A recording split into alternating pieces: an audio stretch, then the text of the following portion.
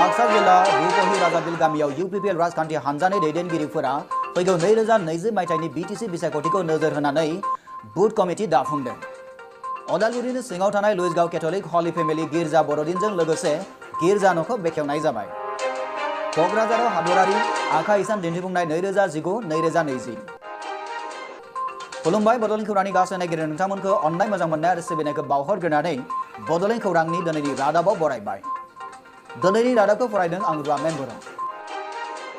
बाक्सा जिल्ला रुपहि राजाबिल गामियाव UPPL राजखान्थि हानजानि दैदेनगिरिफोरा फैगौ 2020 मायथाइनि BTC बिसायख'थिखौ नोजोर होनानै बुथ कमिटि दाफुंदों।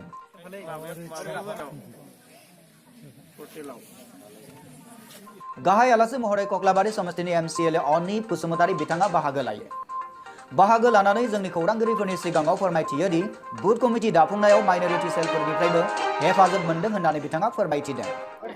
दिनैनि हाबाफारिजों आं नैबेखौनो मेसेज होनो सानदों दि सालबारि जिल्ला UPPLनि सिङावनो थानाय सालबारि समष्टिनि आरोबाव बिनि सिङावनो थाबावनाय घरामारा प्राइमारि कमिटिनि सिङावनो बुथ कमिटि दानाय जि हाबाफारि बे हाबाफारिया जोबोर गोजोनथावै जानानै थांबाय।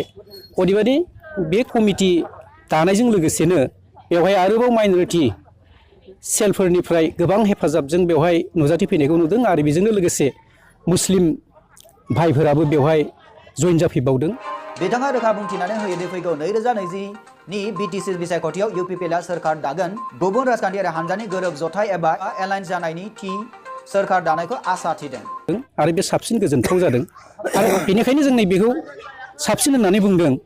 जों जाय थांखि आरो उद्देश्यखौ लानानै न'खर न'खर UPPL गामि गामि UPPL खालामनो सानदों बेवहाय जोङो गामि ओनसोलाव UPPLखौ अनसायनाय जोबोरखौ जों मोनदों। बेनि थाखायनो जों दिनैनि बे हाबाफारिखौ जोबोर गोजोनथाव होननानै बुंनो सानदों।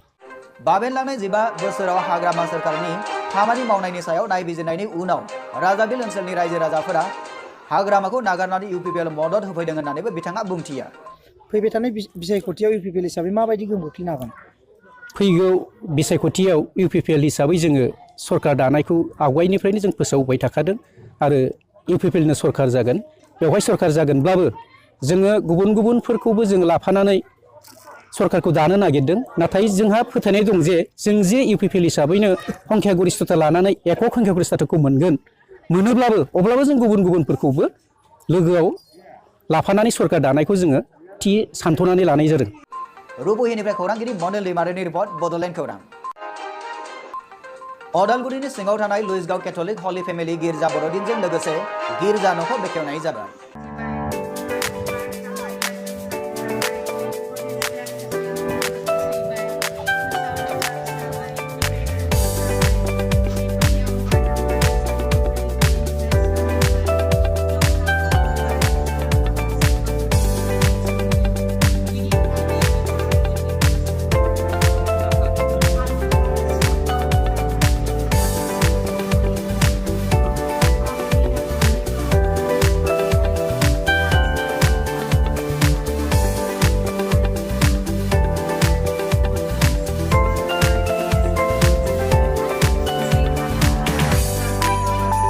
थांनाय 29 डिसेम्बर खालाराव सानसेनि हाबाफारिजों बेखेवनाय हाबाफारिया मोजाङै मोजां जानानै थाङो होननानै जोंनिसिम खौरां दैथायहरदों बिजय बसुमतारिया।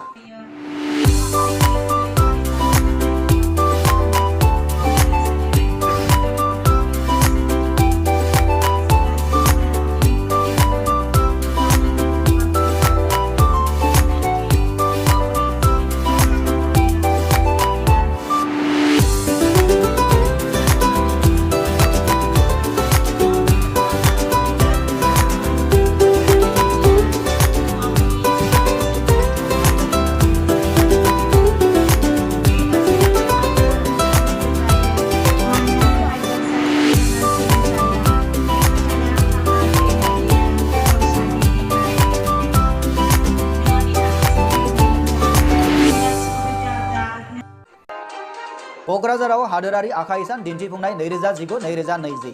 क'क्राझार सोहोरनि साखाथियाव थानाय गांजेमा बाजार साखाथियाव थानाय गेवलां फोथाराव ब्राउफेडनि बानजायनायाव 25 डिसेम्बरनिफ्राय गोदान बोसोर 7 जानुवारिसिम खुंफुंनो लाजानाय हादोरारि आखाइ इसान दिन्थिफुंनाय हाबाफारिनि गेवलां मेलखौ बुधबार बारायनि 3 रिंगायाव हाबाफारिखौ सामलायो।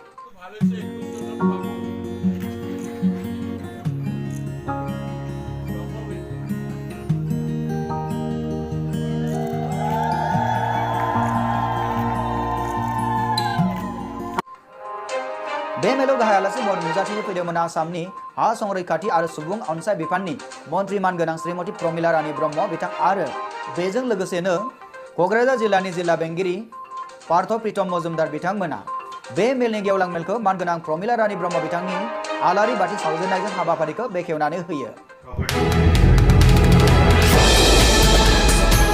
आरो बे बेखेव बिबुंथिखौ लाखिदोंमोन ब्राउफेडनि managing director N Rana Patgiri बिथाङा। আৰু এই মেলাখন আয়োজন কৰাৰ কাৰণে কেন্দ্ৰীয় চৰকাৰৰ বস্ত্ৰ মন্ত্ৰালয়ে ব্ৰাফেডক 22 লাখ টকাৰ অনুমোদন দিছে আৰু সেই 14 দিনৰ মেলাত আমি আশা ৰাখিছোঁ যে আমি ইয়াতে 1,62,50,50,000 টকাৰ সামগ্ৰী বস্ত্ৰ সামগ্ৰী বিক্ৰী কৰিবৰ কাৰণে সমৰ্থ হয়। আৰু ইয়াতে আমি এই প্ৰদৰ্শনীত এটা থিম পেভিলিয়ন আছে, উইভাৰ ছাৰ্ভিচ চেণ্টাৰ গুৱাহাটী উদ্যোগত স্থাপন কৰা হৈছে। তাত আমি কি ধৰণৰ বস্ত্ৰৰ গতি বা ট্ৰেণ্ডটো কেনেকুৱা বা গ্ৰাহকৰ ডিমাণ্ড আৰু প্ৰিফাৰেঞ্চ হিচাপত কি কাপোৰ উৎপাদন কৰিব এই সম্পৰ্কত শিপিনী যাতে জানিব পাৰে তাৰ কাৰণে ৰখা হৈছে। ইয়াৰ উপৰি এটা হেণ্ডলুম ব্ৰেণ্ডৰ পেভিলিয়ন ৰখা হৈছে। ব্ৰাফেডে ইতিমধ্যে এৰী চিল্কৰ ওপৰত শ্বল ষ্টল আৰু ষ্টলৰ ওপৰত আৰু জেকেট আদি ৰেডিমেড গাৰ্মেণ্টৰ ওপৰত ৰেজিষ্ট্ৰেশ্যন পাইছে। এই সম্পৰ্কতো এটা পেভিলিয়ন ৰখা হৈছে। এই মেলাৰ জৰিয়তে আমি শিপিনীসকলৰ সচেতনতা আনি আমাৰ তেওঁলোকৰ যাতে পৰিয়াল ভিত্তিক বা নিজস্ব আয়টো বঢ়াব পৰা হয় তাৰ কাৰণে আমি বিশেষভাৱে দিছোঁ আৰু আমি আশা ৰাখিছোঁ আমি সাৰ্থকভাৱে এই 14 দিনীয়া মেলাখন কোকৰাঝাৰত সমাপন কৰিম। बे मेलावनो गाहाय आलासि महरै आसामनि सुबुं अनसाय बिफाननि मन्त्रि मानगोनां श्रीमती प्रमिला रानी ब्रह्म बिथाङा गावनि बिबुंथिनि गेजेरजों फोरमायो दि आसामनि जायखिजाया आसामिस ट्रेडिशनेल ड्रेस आरो बर'फोरनि जेरै बर'नि दखना बेफोर गासैबो गावनि हारिमुखौ लाखिनो जेरैखि जाया नाजानांगोन होननानै बुंथियो। আমাৰ হেণ্ডলুম ছেক্টৰটো আমাৰ থলুৱা যি ডিজাইন যেনেকৈ অসমত অসমীয়া ডিজাইন, ফুলাম গামোচাৰ ডিজাইন, আমাৰ বড়োসকলৰ আৰণাইৰ যিটো ট্ৰেডিশ্যনেল ডিজাইন, দখনাৰ যিটো ট্ৰেডিশ্যনেল ডিজাইন, ঠিক তেনেকৈ বিভিন্ন সমাজৰ যিবিলাক ডিজাইন সেই ডিজাইনবিলাকক আমি ৰক্ষণাবেক্ষণ দিব লাগিব। बे मेलाव ब्राउफेडनि मेनेजिं डाइरेक्टर बिथाङा 14 साननि खुंफुंजानाय मेलनि सोमोन्दै गुसुङै खौरांगिरिफोरनि सिगाङाव फोरमायनानै होयो।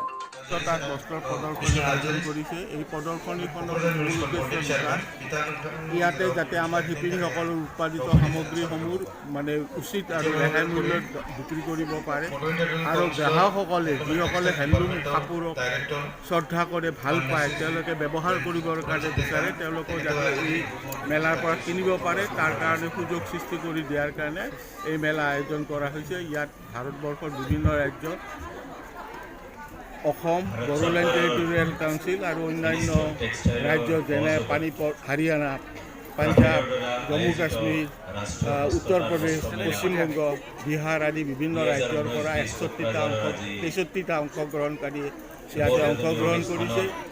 क'क्राझारनिफ्राय बेनोजोर नार्जारिनि रिपर्ट बड'लेण्ड खौरां। बर' रायग्रा गौथुमनिफ्राय मोनसे मिथिसार होनाय। इंराजि गोदान बोसोर 2020 मायथाइनि गोथार हामलायनाय बावहरनानै गासै बर' लिरगिरि आरो खन्थाइगिरिमोननो मिथिहोनाय जायोदि 27 डिसेम्बर इं खालारनिफ्राय बानजायनो लानाय दैजिं फेस्टिभेलाव बर' रायग्रा जथुमनि थाखाय सानसेनि हाबाफारिजों फैगौ 3 जानुवारि खालारखालि फुंबिलि 9 रिंगानिफ्राय जर'खा थुनलाइयारि हाबाफारि बानजायनो खाबु होनाय जादों। बे थुनलाइयारि हाबाफारियाव गावबा गावनि खन्थाइ आरो फेस्ला फरायथि होनाय जागोन होननानैबो मिथिनो मोननाय जादों। बेनि थाखायनो गोसो गुदुं लिरगिरि आरो खन्थाइगिरिमोनखौ गावबा गावनि खन्थाइ एबा फेस्ला थुनलाइ सोरजिफोरखौ फरायथि फैनो थाखाय बे फोसावलायनि गेजेरजों खावलायहरदों नोंथांमोननि फोथायसुला आनन्दराम औवारि बिथाङा नेहाथारि बर' रायग्रा जथुम। बांसिनै मोनथिनो थाखाय नोंथाङा नैबे जानबुं नम्बराव जानबुं खालामनो हागोन। जानबुं नम्बरा जाबाय 94351 99994 एबा 9954931494। तो बड'लेण्ड खौरांनि गासै नायगिरि नोंथांमोननिफ्राय दानिया सम जाबाय बिदाय लानायनि। बड'लेण्ड खौरांनि गासै नायगिरि नोंथांमोननिसिम अननाय मोजां मोननाय आरो सिबिनायखौ बावहरफिननानै दिनैनि रादाबखौ एसेबांनो फोजोबनाय जाबाय। इयुननि रादाबाव लोगो मोनगोननि मिजिंजों गोजोन्थों। Have a nice day.